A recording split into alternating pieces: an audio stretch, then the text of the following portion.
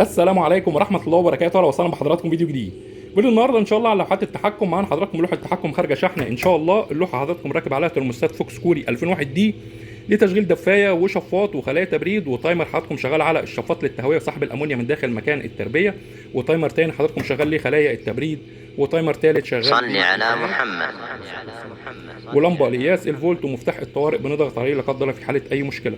بالنسبه لحضراتكم مفتاح السلكتور بيكون 3 حركه، في النص بيكون ايقاف، على الشمال بيكون وضع الاوتوماتيك، على اليمين بيكون الوضع المباشر.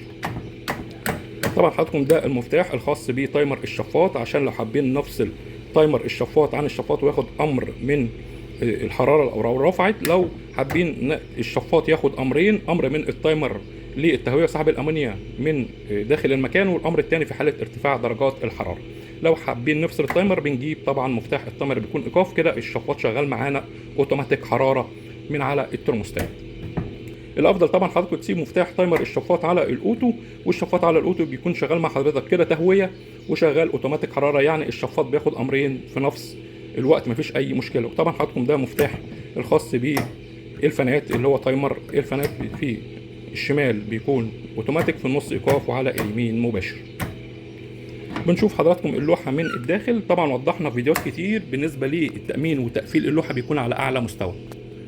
معنا هنا حضراتكم ريلي راكب فاصل ما بين مرحله التبريد اللي هي ما بين الشفاط وما بين خلايا التبريد، ومعانا كوندكتور اساسي للدفايه، كوندكتور هونداي كوري اصلي 32 امبير متوصل بسلك 6 مللي، وكوندكتور الشفاط 12 امبير داكو كوري اصلي متوصل بسلك 2 مللي، كوندكتور خلايا التبريد كوري داكو اصلي 12 امبير متوصل بسلك 2 مللي، واخر كوندكتور معانا كوندكتور الفانات كوري داكو اصلي متوصل 12 امبير متوصل بسلك 2 مللي، ومفتاح حضراتكم اللي متجمعين عليه اللوحه بالكامل هونداي كوري اصلي 40 امبير.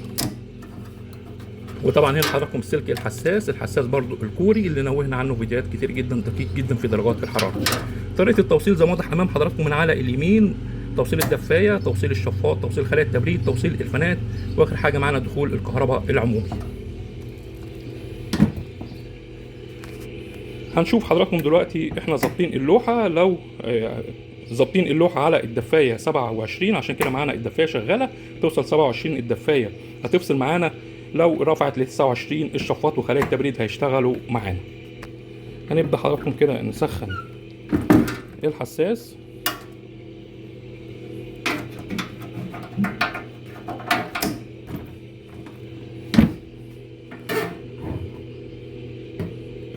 هنشوف حضراتكم الحراره بترفع معانا. اول ما توصل 27 الدفايه هتفصل، هتوصل ل 29 هنلاقي ان الشفاط وخلايا التبريد اشتغلوا معانا. هنا كده حضراتكم الشفاط دخل معانا من على الحراره، وخلايا التبريد اشتغلت معانا برضو من على التايمر الخاص بخلايا التبريد. هنا تايمر الفانات هنعمل له ايقاف، كده شغال معانا التايمر خلايا التبريد كده فصل معانا. طبعا وضحت لحضراتكم فيديوهات كتير عن اهميه تركيب تايمر لخلايا التبريد، وافضل وقت تظبط بيه خلايا التبريد هو دقيقه تشغيل و5 دقائق ايقاف. دقيقه تشغيل الورق بيتغرق في ميه، و5 دقائق ايقاف الورق مش بيجف قبل 5 دقائق، فبالتالي كده يعني قللت استهلاك الميه، كمان قللت الرطوبه مع حضرتك داخل المكان. هنا طبعا الحراره نزلت ل 29، فصلت معانا الشفاط وخلايا التبريد، واشتغل مره تانية الشفاط من على التايمر اللي هو للتهويه. يعني كده حضراتكم الشفاط بياخد امرين، امر من التايمر والامر الثاني في حاله ارتفاع درجات الحراره. دي حضراتكم لوحه راكب عليها ترموستات فوكس كوري 2001 دي. الترموستات بتكون 2 مرحله، بتشغل معانا الدفايه والشفاط وخلايا التبريد، وطبعا لازم تركيب ريلي عشان يفصل مرحله التبريد ما بين الشفاط وما بين خلايا التبريد.